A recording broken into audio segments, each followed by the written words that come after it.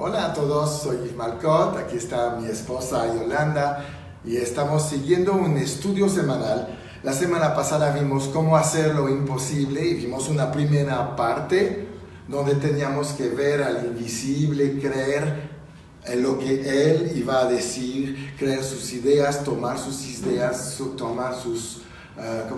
principios, ¿verdad? Ver los métodos también. Hemos visto creer en el éxito, porque a veces nos cuesta trabajo creer eso, creer y tenemos que ser una persona de fe. Eso es muy importante. La fe ve lo invisible, la fe cree lo invisible, ¿verdad? Entonces, estamos en esto, hemos visto que sí podemos hacer cosas impresionantes que son imposibles en nuestras fuerzas. Y llegamos hoy a la segunda parte. La segunda parte es cómo llegar a ser seguro de tu propósito en la vida. Es algo muy importante. ¿Cuánta gente no sabe su propósito, verdad?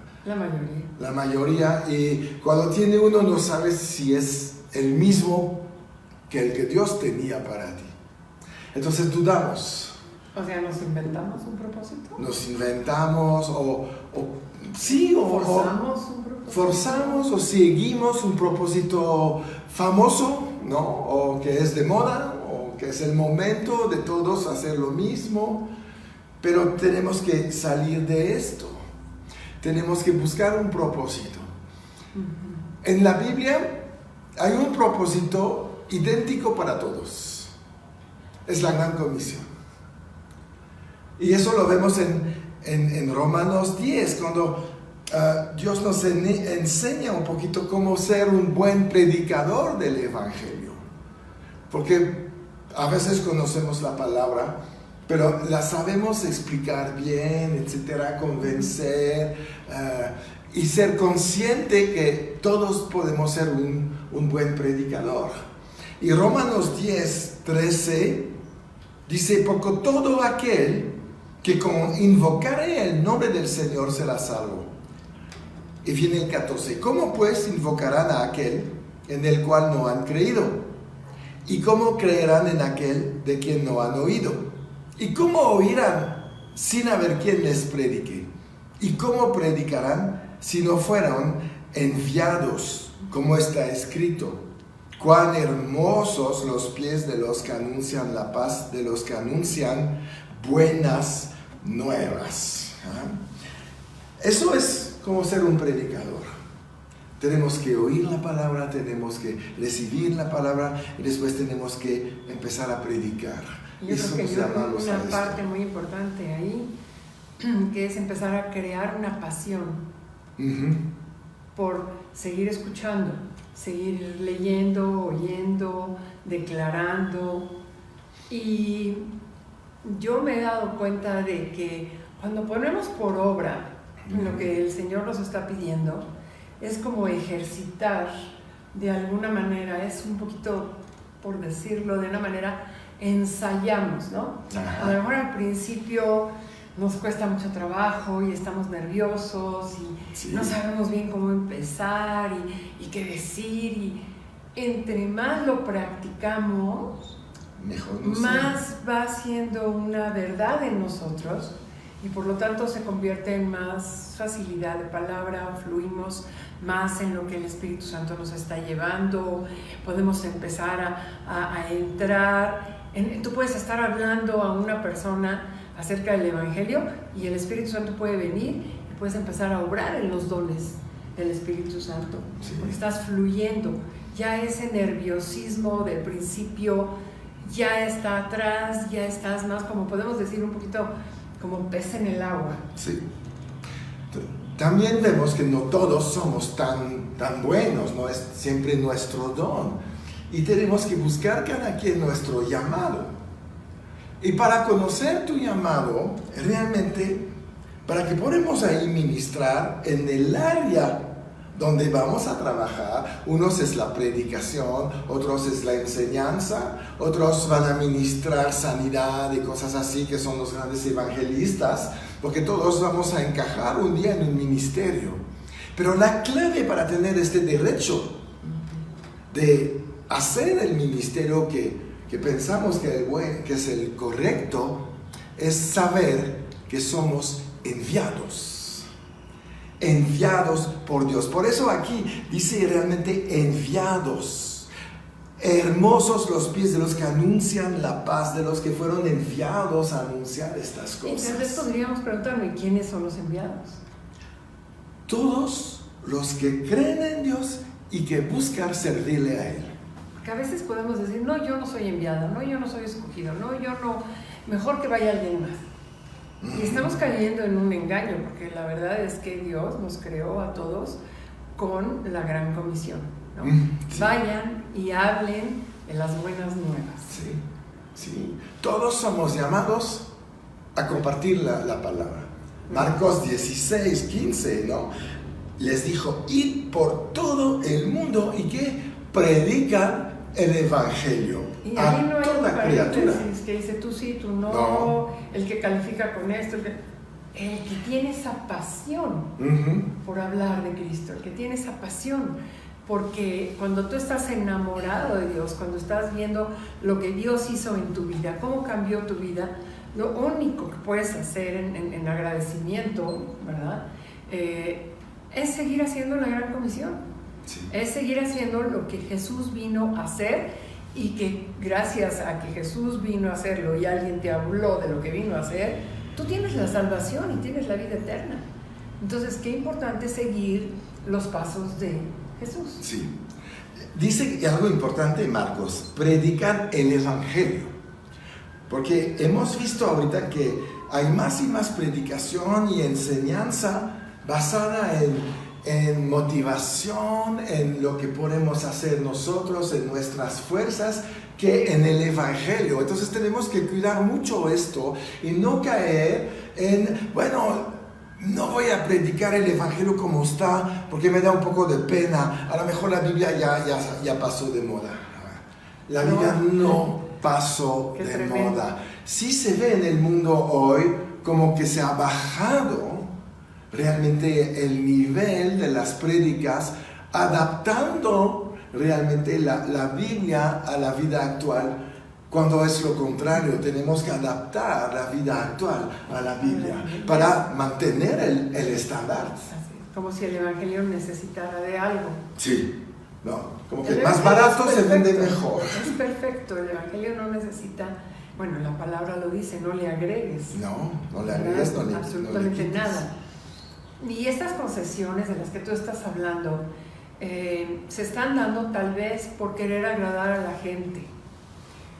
Y está bien querer agradar a la gente, pero no pagando un precio.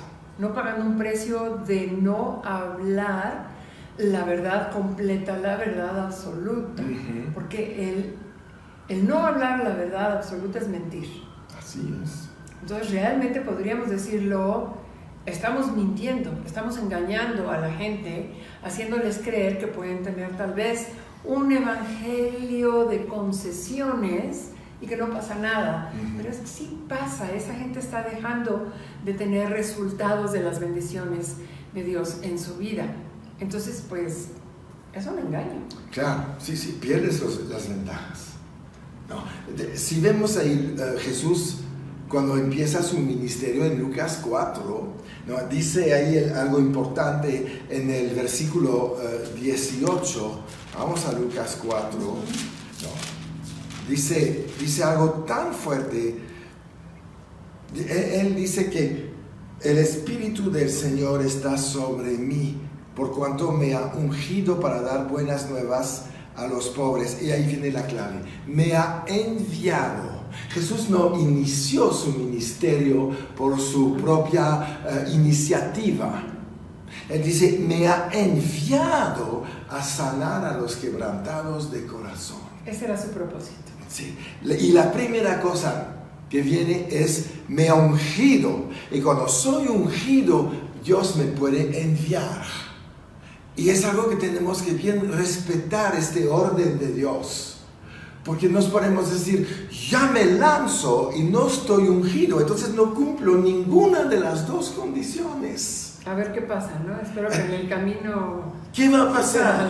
Pues a lo mejor eres una buena persona, pero si no estás ungido, eso quiere decir que no vas a estar en tu llamado. Porque Dios pondrá la unción sobre tu llamado, no sobre lo que tú quieres o crees que es tu llamado.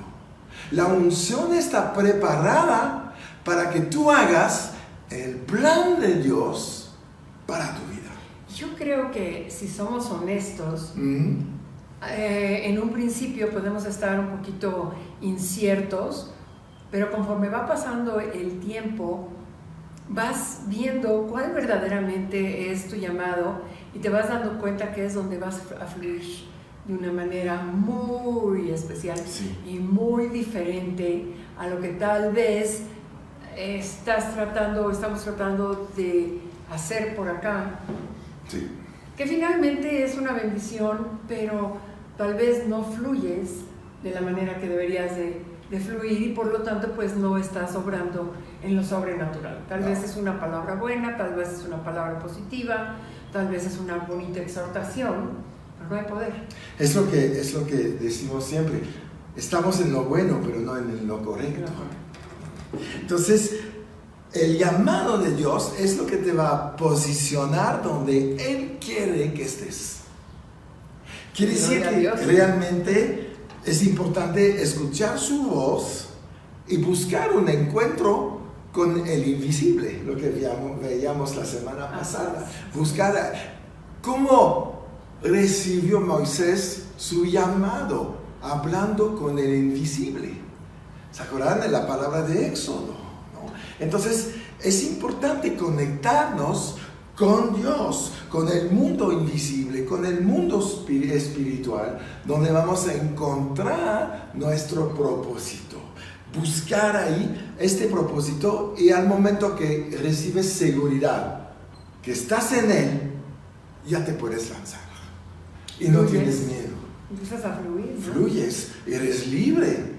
Y como viene la unción, viene el mensaje, vienen los recursos, viene el denuedo, se abren las puertas, todo sale bien, todo sale bien. Por eso Dios le dice a Josué, medita en este libro de la ley de día y de noche. ¿Por qué? Porque vas a encontrar tu propósito. Encontrarte ahí. Exacto, buscar al invisible. Y mira, Josué tenía 5 libros de la Biblia, no tenía gran cosa. Nosotros ya podemos buscar en 66 libros. Y él buscó, encontró y se cumplió lo que dice Dios: harás tú próspera tu camino y todo te saldrá bien. Amén. Entonces, ¿cómo saber si tengo un llamado? Bueno, primero tienes un llamado. Nadie está en la tierra sin un llamado. Pero tenemos que buscar en las escrituras donde Dios, por ejemplo, seleccionó a alguien, ¿no?, para ver cómo lo hizo, para ver cómo la gente respondió, para ver en qué posición y situación se encontraba cuando Dios los llamó. Es tan importante esto, ¿no? Pero si no están ungidos, si realmente no está el poder de Dios sobre ti, no forzas tu llamado. ¿Qué hicieron Pedro, Juan, Simón, Mateo? Estaban en sus cosas, no buscaban hacer nada. No. Pero viene Jesús. ¿Tú qué haces? Sígueme. ¿Tú qué haces? Sígueme. Deja eso y ven, sígueme. Elías ve a Eliseo. ¿Qué haces? Sígueme. Sí. Cuando oyes esta cosa de parte de Dios, agarra tu llamado. Agárralo. Eso no quiere decir que mañana abres iglesias o vas a la India en misiones o África. No, ya Dios te ha llamado. Es como decir, como decía Isaías: heme aquí. Ahora, ¿qué vas a hacer? Prepararte. Eso. 3 años y medio, los 12 discípulos se prepararon. Le costó casi el mismo tiempo a Pablo. Dejó de hacer muchas cosas y fue instruido por Jesús, lo sabemos, a la misma manera que los 12. Claro. ¿No? Entonces se prepara en su llamado, pero tú y yo podemos buscar ahí, a ver cómo se hacía, para que tú puedas detectar el momento del llamado, o la forma que Dios te va a llamar. Entonces eres sensible. Dices, ya vi cómo lo hizo con los discípulos, ya vi cómo lo hizo con Abraham, ya vi cómo lo hizo con Noé, ya vi cómo lo hizo con David. Hay tantos ejemplos de llamados. Y nosotros tenemos que buscar ahí, estudiar la manera de trabajar de Dios, de seleccionar su gente, para que tú puedas detectar, ese es un llamado para mí. Es tan interesante empezar con los evangelios y ver cómo Jesús seleccionaba a su gente. Después vemos que Dios siguió seleccionando otra gente, porque dices, no, pues Dios no va a pasar ahí donde yo estoy trabajando y decirme, sígueme. Pero ¿cómo lo hizo Pablo? ¿O cómo lo hicieron los ancianos para seleccionar a Pablo, a Barnabé, a Silas, claro, a Marcos, a todos estos que se fueron después a dar las buenas nuevas en todo el mundo? Timoteo, Tito, toda esta gente, ¿no? Fueron seleccionados también de una manera especial. Entonces Dios sigue seleccionando a gente y llamando a gente. Siempre con la alianza del Espíritu Santo. Sí, tenemos que tener la confirmación, la alianza, ¿no? Cuando son llamados, pues hay un concilio, hay un acuerdo en estar diciendo, lo ponemos delante de Dios y Señor, tú revélanos quién es tu escogido. Eso es. ¿Y para qué? ¿Para qué? Entonces, el llamado no tiene nada que ver con tu edad. Si no, pues Moisés nunca hubiera empezado un ministerio, porque ya tenía 80 años. Abraham menos, tenía 99. ¿Ah? Entonces, no tiene que ver con la edad, no tiene nada que ver con el lugar donde estás. Abraham empezó su llamado saliendo de Irak. Moisés de Egipto. Entonces, el lugar no importa, no tienes que estar en Tierra Santa para tener un llamado. Es ahí donde vamos. Tampoco no importa el tiempo. Tú puedes ser llamado desde el inicio de la creación. Adán fue llamado, tenía un propósito. Claro.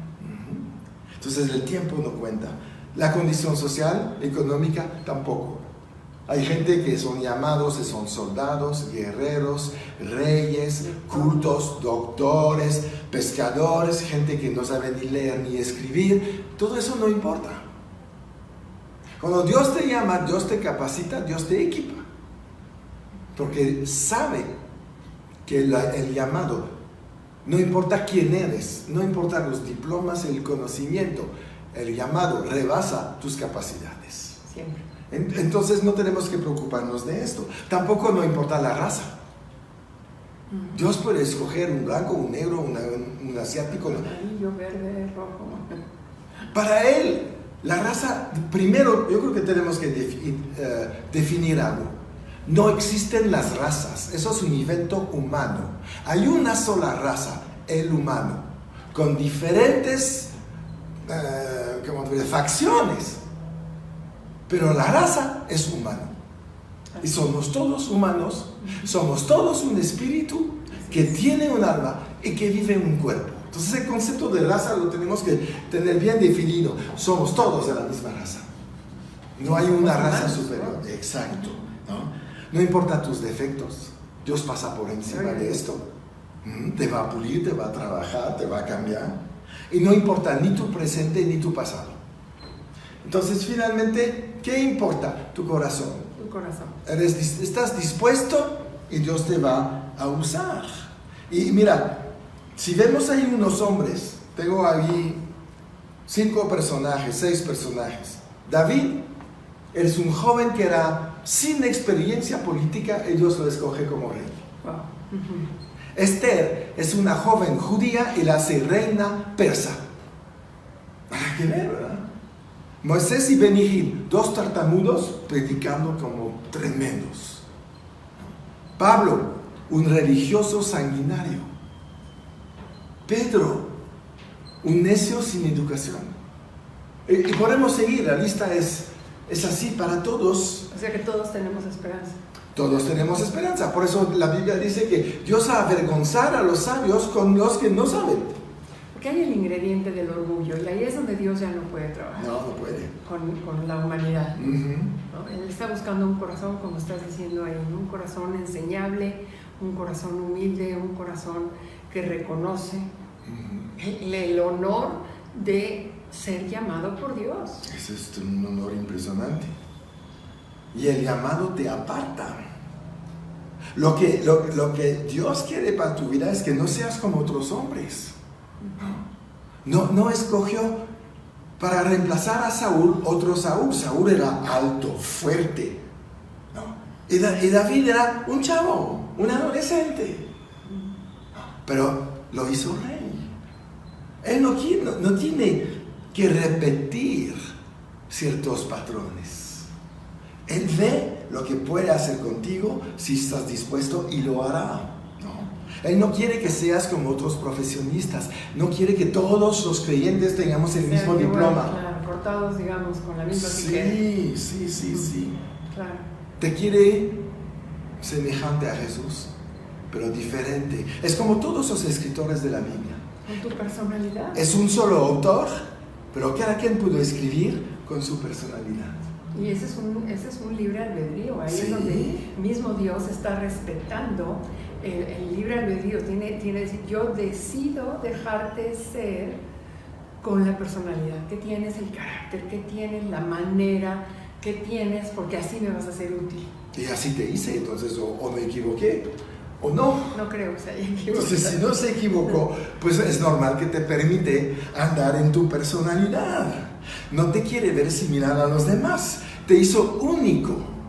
Y tienes que aprovechar esta característica y no tratar de parecer a otros. Si Dios te llama a predicar, predica como hablas. No, a veces hay unos que se ponen, no sé, una nueva voz para predicar. Es el Señor me dice. Pero no hablas así con tu familia. Habla como eres. Eres único y Dios quiere aprovechar eso. Por eso te hizo así. Cada quien es diferente, cada quien tiene un llamado diferente y es lo que nos hace valioso. Nuestro valor está en el hecho que somos únicos. Es así que se valoran las obras de arte. Tú puedes comprar una litografía de Picasso que tiene 200 copias. Eso vale $1,000. Si es el original que no tiene copia, esto vale $100,000.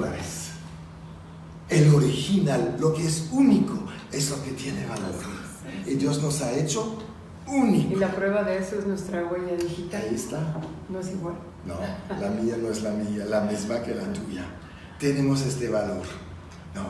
Entonces, no tengas miedo de pensar, a veces, ¿cómo me van a percibir? No soy como los demás. Ese es el miedo que viene ahí de Satanás. No te van a aceptar, tú no eres como ellos. Por eso Dios me ha enviado. Claro que sí. Todos los grandes de la Biblia fueron diferentes.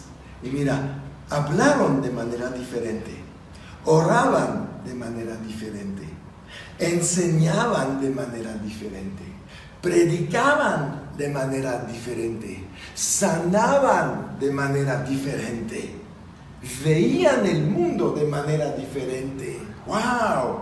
Y se veían a ellos diferentes.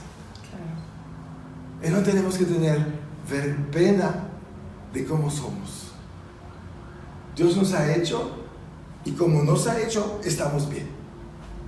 Y es precioso porque mismo Dios no se avergüenza de su creación, al contrario, necesita cada parte de su creación para que forme, podríamos decir, ese rompecabezas general, en donde cada uno de nosotros somos una pieza que si no actuamos y obramos en nuestro llamado, siempre se va a quedar ese huequito en el rompecabezas. Sí. Nadie va a llenar lo que yo soy llamado a llenar. Sí, exacto. Entonces, Dios sigue buscando gente.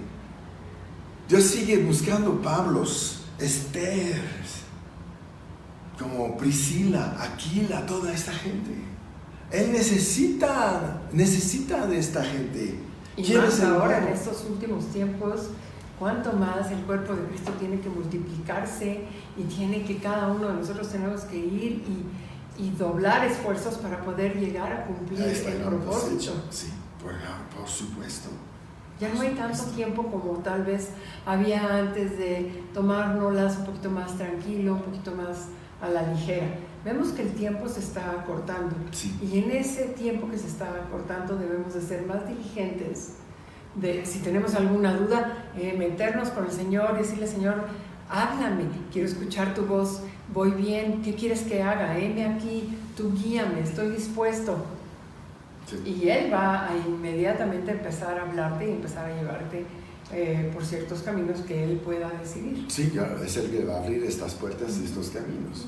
Y debemos de dejar de imitar a otros y tomar conciencia que tenemos un llamado único y un propósito único, y que lo podemos buscar a través de ejemplos para ser sensible, para detectar el llamado, pero va a ser diferente de todos. Tú puedes ser llamado a predicar, pero no vas a predicar como los demás, porque hay algo en ti especial que va a hacer la diferencia. Por eso hay gente que va a predicar en la selva, otros van a predicar en ciudades, otros van a predicar a incrédulos, otros predican a hombres de negocios. Cada quien tiene una aptitud diferente para situaciones diferentes. Y no tenemos porque vas a identificarte con personas de tu misma personalidad, sí, de tu mismo lenguaje, de tu misma forma. Es donde vas a ser aceptado y donde vas a tener ese impacto. Sí. Hay nichos en donde pues no somos aptos para ir a esos lugares, claro, de la misma manera que ellos no son aptos para ir a otros, y ahí está la perfección de Dios en toda su creación. Sí, exacto. Entonces, ¿qué vamos a hacer? Pues vamos a buscar al invisible, ¿no? Buscar nuestro camino para que podamos terminar nuestra vida como Pablo la terminó. Y te voy a leer esto en dos versiones. La primera versión es la Reina Valera. Dice Pablo: he peleado la buena batalla, he terminado la carrera y me he mantenido en la fe. Eso es lo básico, ¿no? Para tu llamado. Tenemos que llegar a este punto. La versión del mensaje dice Pablo hablando a Timoteo: te haces cargo, estoy a punto de morir, mi vida es una ofrenda en el altar de Dios, esta es la única carrera que vale la pena correr, he corrido duro hasta el final, creído hasta el final, todo lo que queda ahora son los gritos, los aplausos de Dios, depende de eso.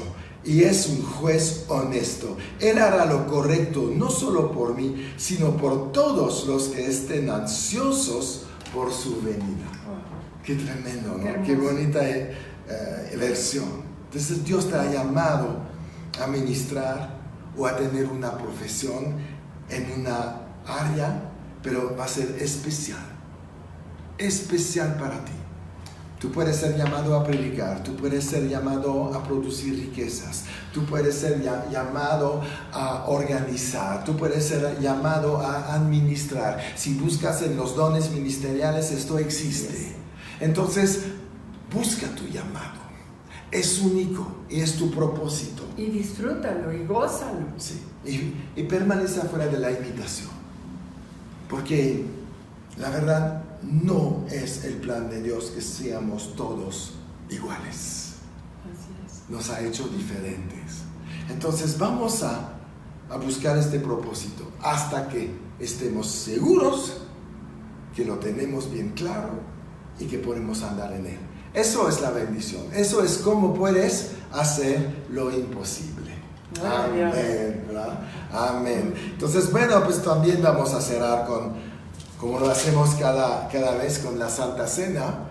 Queremos siempre terminar ahí porque son momentos tan importantes de recordar que Dios está con nosotros, que Él hizo un pacto, que Él fue a la cruz, que hay tantas bendiciones disponibles y que no importa las circunstancias, somos bendecidos, porque eso es la voluntad de Dios para cada uno de nosotros. Y al recordar la Santa Cena es, Señor, también recuerdo que tengo un propósito, que tengo un llamado. Sí. Y al recordar que tú moriste en la cruz, por mí es parte del cumplimiento de mi propósito en este mundo. Es que qué hermoso poder recordar la obra redentora de Cristo Jesús. Sí. Entonces, como leemos ahí, cuando Pablo está hablando, que Jesús le ha enseñado a tomar la Santa Cena, porque Él no estaba en la Santa Cena, Él todavía andaba de fariseo, ¿verdad? Como nosotros andábamos en el mundo, pero hoy conocemos la Santa Cena, ¿verdad? Y dice ahí, habiendo dado gracias, ahí estaba cenando con los discípulos, lo partió el pan y dijo, tomad, comed, este es mi cuerpo que por vosotros es partido, haced esto en memoria de mí. Y en estos días donde se habla de tanto de pandemias, de ataques, de virus, de peligros para tu salud, aquí hay algo. Jesús resolvió este asunto, te redimió de la maldición de la enfermedad. Porque era parte de la ley, la paga del pecado en la ley era la muerte y la enfermedad es un medio para matar. Pero somos redimidos, no tenemos ya nada que ver con lo que viene de las tinieblas y de la maldición de la ley. Hoy estamos en la gracia. Y por eso cuando tomamos este pan hacemos memoria de que Jesús por su llaga a todos nos ha curado. Entonces podemos tomar este pan.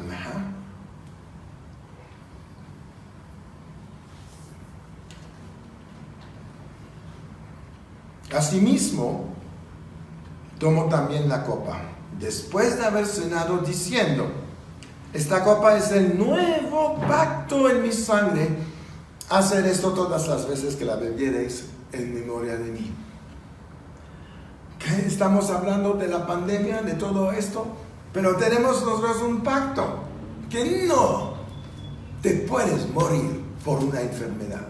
Si tomas autoridad en el nombre de Jesús. Exacto. Y si crees en la obra. Si crees en esto, Jesús, si crees en tu pacto, si crees que lo que dice la Biblia es la verdad, este pacto está a tu favor. Si crees y obedeces. Por supuesto, va junto, ¿verdad? La obediencia es la obra de la fe. Voy a obedecer lo que Dios me dice. Pero qué hermosa oportunidad y qué hermosa elección nos da el Señor, ¿no? Ajá. Es como el versículo que dice, delante de ti está la vida y la muerte. Escoge la vida del pacto en la obra de Jesús, que trajo vida al mundo. Exacto. Y es un pacto irrevocable. Nadie lo puede romper. Nosotros lo activamos creyendo. Dios no te pide otra cosa. Créeme y todo te salva bien. Entonces vamos. Y es tan sencillo como decir, Señor Jesús, creo que tú fuiste a la cruz para morir por mí, para que yo pueda ser libre del pecado y de la maldición de la ley. Hoy decido hacerte mi Señor, hacerte mi Salvador y crecer en el conocimiento de tu palabra. Amén. Eso es todo. Es todo. Sí, claro. Pues Y podemos lo tomar recordamos. el vino de este pacto. Y Señor, pues gracias porque tenemos un pacto, porque no estamos solos, no nos has abandonado y viviremos todos los días de nuestra vida dándote toda la gloria y anunciando la obra de la cruz hasta que vengas con nosotros en el nombre de Jesús. Amén. Amén. Y recuerda, siempre en victoria.